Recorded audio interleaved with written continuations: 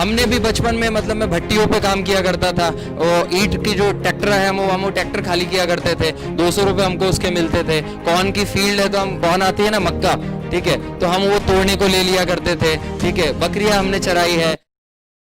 Alana Urdu high school जो मदरसे के बगल में ही था, वहाँ पे कन्नड़ तालुके में औरंगाबाद में, तो वहाँ से मैंने 10th मेरा कंप्लीट किया। उसके बाद में बीएससी और एमएससी की डिग्री मैंने मौलाना आज़ाद कॉलेज से कंप्लीट की।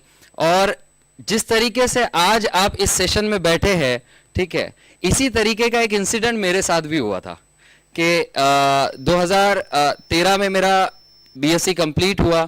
देन 6-7 महीने के बाद में 2014 की शुरुआत में मैं ऐसी कहीं से गुजर रहा था, तो एक सेशन ऐसा शुरू था, मैं गलती से अंदर घुस गया, ठीक है, और गलती से जब अंदर आया तो उस दिन लाइफ में पहली बार मैंने यूपीएससी का नाम सुना था, ग्रेजुएशन के 6-7 महीने के बाद। तब तक तो ये भी नहीं पता था कि ऐसे इस टाइप के नाम का कोई एग्जाम होता है, ठीक है, लेकिन कहीं तो सुना था। मतलब हमारे अब्बा हमेशा कहा करते थे कि एक बच्चे को उनके अब्बा ने नाकाबिल कहा, तो उसने अपनी काबिलियत दिखाने के वास्ते पीएसआई का एग्जाम निकाल लिया और पीएसआई बन गया। लेकिन हमको बस इतना ही एक स्टोरी पता था, बाकी हमको कुछ नहीं पता था कि कैसे होता है।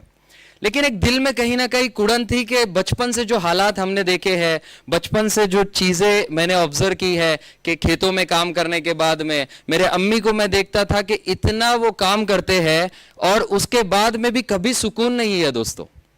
कभी ऐसी होप नहीं है कि अगर 5 साल वो कंटिन्यूअस 22 घंटे भी काम कर लेंगे, 14 घंटे भी काम कर लेंगे, तो उसके बाद में 5 साल के बाद में उनको कोई आराम मिलेगा।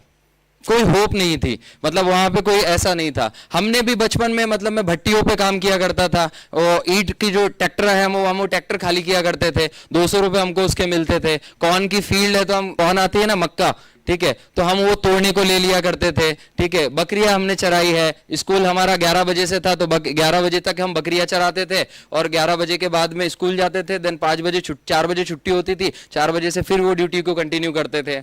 ठीक है, तो इस तरीके की लाइफ मैंने मतलब जी थी, देखी थी। लेकिन इस तरीके से मतलब डेयर करना कि यूपीएससी को चैलेंज करे या यूपीएससी के एग्जाम को चैलेंज करे, थोड़ा डिफिकल्ट तो जरूर था दोस्तों।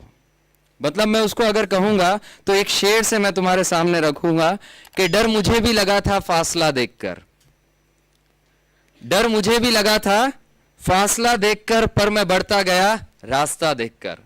डर मुझे भी लगा था फासला देखकर, पर मैं बढ़ता गया रास्ता देखकर। खुद ब खुद करीब आती गई मंजिल मेरी, खुद ब खुद करीब आती गई मंजिल मेरी, मेरा हौसला देखकर।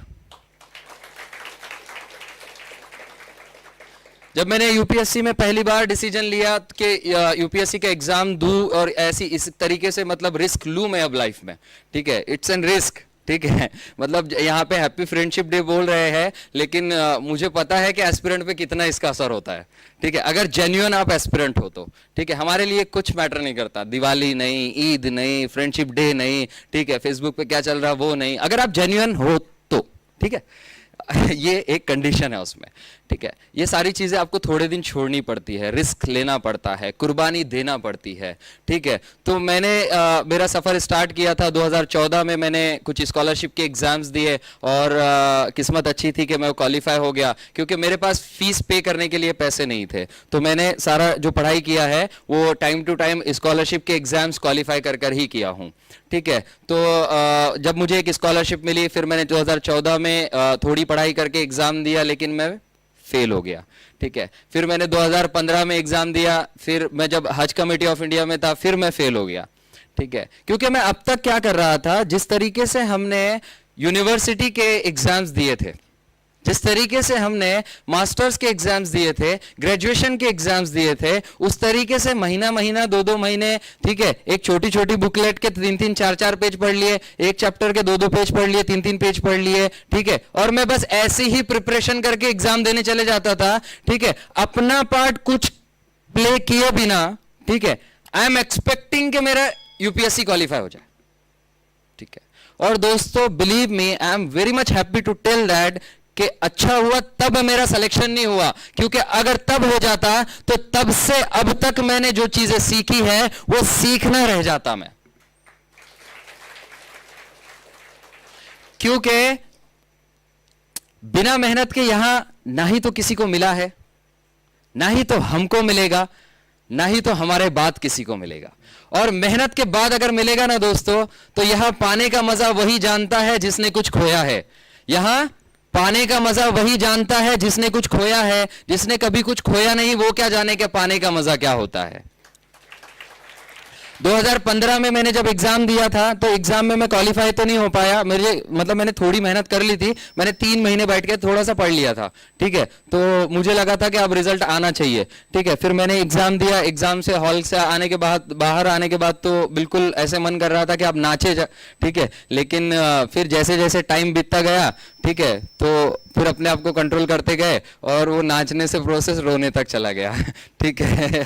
कि बिल्कुल मतलब क्या करके आ गए हो, ठीक है। तब यकीन हुआ कि यार कि सच में बिल्कुल मतलब मैं पागल था कि एग्जाम से बाहर आने के बाद में मतलब एक्सपेक्ट कर रहा था कि रिजल्ट मेरा आ जाए, ठीक है। लेकिन धीरे धीरे, क्योंकि यूपीएससी में आप लोगों ने, कितने लोगों ने इसमें से यूपीएससी का अटेम्प्ट किया है?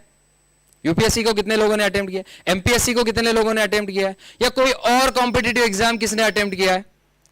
तो इनिशियली हमको सबको लगता है ना कि एग्जाम में पास हो रहा हूं, लगता है कि नहीं लगता है, ठीक है। लेकिन जैसे जैसे हम बाहर जाते हैं ना, तो दोस्त बोलता है अरे इसका आंसर ये थोड़ी ना था, ठीक है।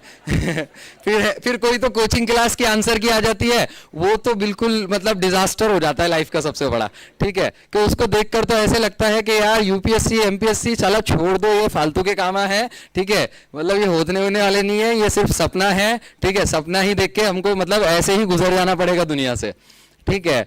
तो मुझे भी ऐसे ही लगा, ठीक है। फिर उसके बाद में क्या हो गया कि रिजल्ट आ गया।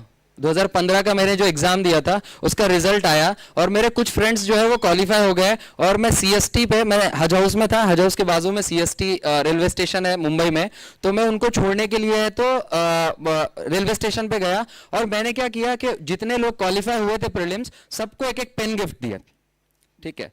और जब तक कि उनको मैं छोड़ रहा था, उनके बैग मैंने लेकर गए थे, ठीक है, तब तक के मुझे मतलब महसूस नहीं हो रहा था। लेकिन जैसे ही वो ट्रेन में बैठ रहे थे और उनकी ट्रेन दिल्ली की तरफ जाने वाली थी और दूसरे दिन मुझे हज हाउस से रूम छोड़ के मतलब निकाल देने वाले थे, ठीक है, तो तब मुझे रोना आया। मतलब मैं बहुत रोया तब वहीं खड़े रह के, और इतनी बड़ी एज में, ठीक है, पूरा फ्रेंड सर्कल खड़ा है, लेकिन पता नहीं क्यों रोना आ रहा था, क्योंकि मैं अपने सपने से दूर जा रहा था, ठीक है, अपने सपने से दूर जा रहा था, ठीक है। तो वहां पे मैं रोया बहुत, लेकिन वहां से फिर क्या कर सकते थे। UPSC is unpredictable public service commission, धक्के तो बड़े देता है यूपीएससी, ठीक है। पहला अटेम्प्ट, दूसरा अटेम्प्ट, 1-2 साल ऐसे ही चले गए, ठीक है। सपना तो मतलब रोज रात में सोते हैं तो ऐसे लगता है कि कल लाल बत्ती घर पे ही आ जाएंगी अब, ठीक है। तो सपना तो ये था, दोस्तों में बातें चलती, तो दोस्त जो ग्रेजुएशन वाले हैं, जो किसी दूसरी फील्ड में काम कर रहे हैं, वो तो कलेक्टर साहब बोल के तो नीचे बात ही नहीं करते, ठीक है। जब भी फोन करेंगे कलेक्टर साहब, ठीक है। तो पता नहीं उनको भी क्या लगता है कि मतलब यूपीएससी की प्रिपरेशन स्टार्ट कर दी तो बन जाएगा, ठीक है। तो तब मैंने मतलब फिर औरंगाबाद आया। औरंगाबाद में आने के बाद में मैंने बहुत सारे एमआरशिप के इंटरव्यूज दिए। तो अब मैंने यूपीएससी छोड़ दिया था, ठीक है। एमआरशिप के इंटरव्यूज दिए, एक बेसिक मतलब प्राइमरी स्कूल के लिए मैंने इंटरव्यूज दिए, ठीक है। लेकिन मेरी किस्मत इतनी अच्छी थी कि मेरा कहीं पर भी सिलेक्शन नहीं हुआ, ठीक है। मतलब ये दूसरी बार मेरे साथ में किस्मत अच्छा मुझे साथ दे रही थी।